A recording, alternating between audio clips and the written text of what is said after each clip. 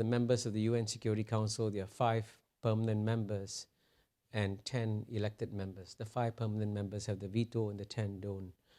And they've set up something called the Open-Ended Working Group on Security Council Reform in 1993. And after 20 years, it's achieved nothing, as you know.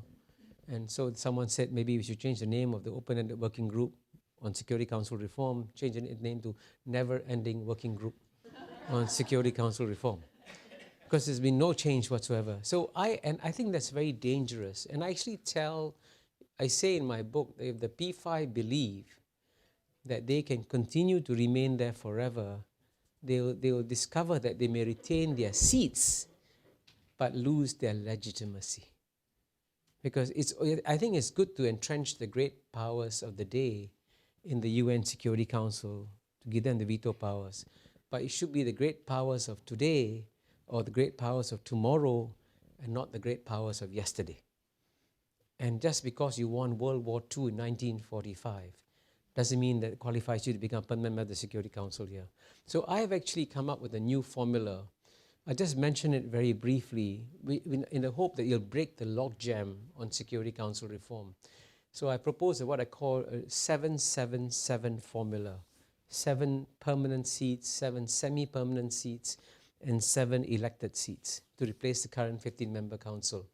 And the allocation of the permanent membership and semi-permanent membership will be based on mathematically on a country's share of the global GNP, on a country's share of the global population. You average it out, and you have a sense of the country's position in the global order. So the 7 permanent members will be the usual United States, China, Russia. Then I suggest you have a single seat for the European Union because it has common foreign policy. And then Brazil, India, and Nigeria by the criteria that I gave.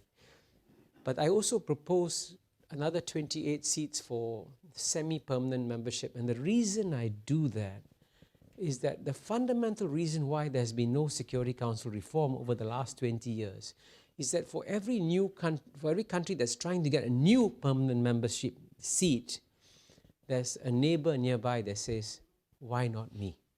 So for every Brazil, there's an Argentina and Mexico saying, why not me? For every India, there's a Pakistan saying, why not me? For every Japan, there's South Korea saying, why not me? And you know, in the case of Europe, when I was here as ambassador, at a time when everybody was pushing so hard for Germany and Japan to become permanent members of the UN Security Council, I remember the Italian ambassador saying, almost very proudly saying, you know, why are you only pushing for Germany and Japan? Italy, we lost World War II also.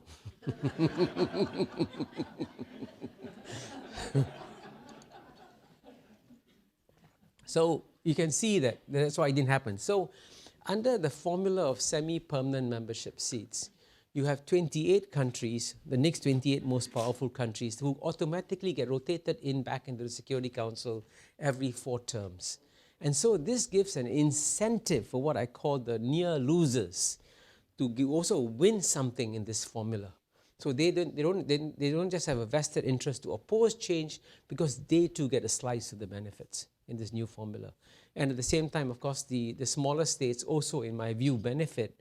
And I said this at a speech I gave at the Forum of Small States at the Singapore Mission yesterday, that they will now no longer have to compete with the middle powers for a seat on the UN Security Council. So it's a much more level playing field for them. So it's a win-win-win formula with the 7-7 formula.